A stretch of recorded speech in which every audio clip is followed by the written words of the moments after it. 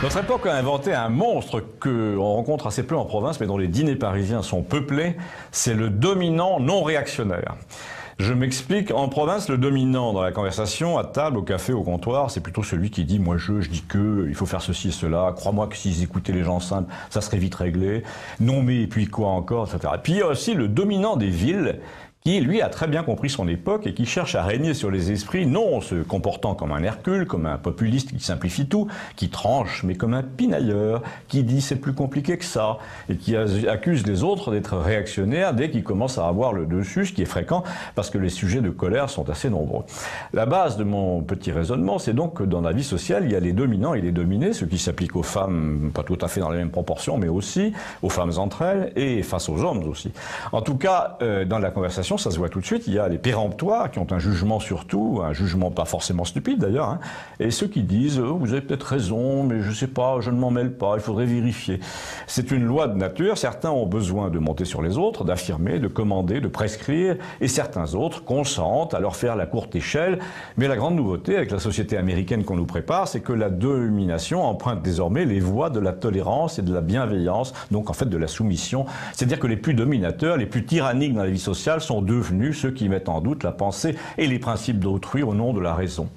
En somme, le dominant moderne, rusé, à l'aise dans son époque, fait semblant de faire la courte échelle à autrui et de faire partie de la race de ceux qui doutent, qui soupèsent, qui réfléchissent plus que les autres, qui n'ont pas d'autre but que la recherche de la vérité. Alors qu'en fait, leur but est d'écraser leurs rivaux comme avant, mais ils ont compris que l'époque n'est pas favorable au caractère dominant. Ils se déguisent donc en bienveillants, sensibles, attentifs à autrui. Vous avez des exemples de ce phénomène tous les jours sur les plateaux de télévision où l'on invite traditionnellement un représentant des dominants d'autrefois, traduisez un réactionnaire un peu péremptoire, enfin un peu dans mon genre donc, pour le terrasser en public à coups de sourires en coin et de plans de coupe sur des visages navrés. Nous avons au village un spécimen de ces gens qui se sont fait une spécialité de planter des banderilles pendant que le taureau a le dos tourné. C'est l'abonné au Monde qui a toujours lu tout ce qu'il faut pour démonter les arguments de l'adversaire sur le ton de la raison, alors qu'il est de loin le plus dominant du village, mais il l'est en se donnant pour un philosophe, pour un type qui a fait le tour de la question et qui conclut qu'il n'y a jamais de vérité établie.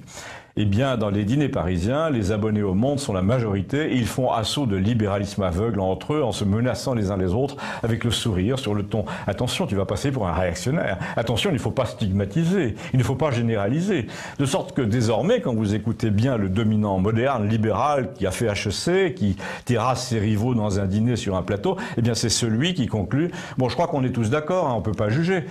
Le « on est tous d'accord » signifie « c'est moi le chef, vous êtes tous d'accord avec moi » et le « on ne peut pas juger » signifie ceux qui prétendent proférer une opinion, une conviction, un vœu sont forcément dans l'erreur puisque tout peut toujours être contredit par les faits et qu'il y a toujours une étude qui dit le contraire. Eh ben, j'espère avoir réussi à vous convaincre que dans la lutte éternelle entre les rats des villes et les rats des champs, la dernière mouture de la fable en dit long sur notre société. Ceux qui prétendent agir ou sont considérés comme des ploucs et ceux qui laissent pourrir une situation. Ceux qui collaborent, ceux qui relativisent sont devenus des gens bien. Malheureusement, en cas de pépin national, l'expérience a prouvé que ce sont toujours les premiers qui sauvent leur pays, tandis que les autres, cela coule douce et à force de petites phrases, font couler leur nation. Si vous êtes du côté des premiers, faites passer parce qu'ils ont visiblement besoin de se compter en ce moment. Alors indiquez à vos amis que la chaîne Campagnol TVL est celle de ceux qui n'en pensent pas moins.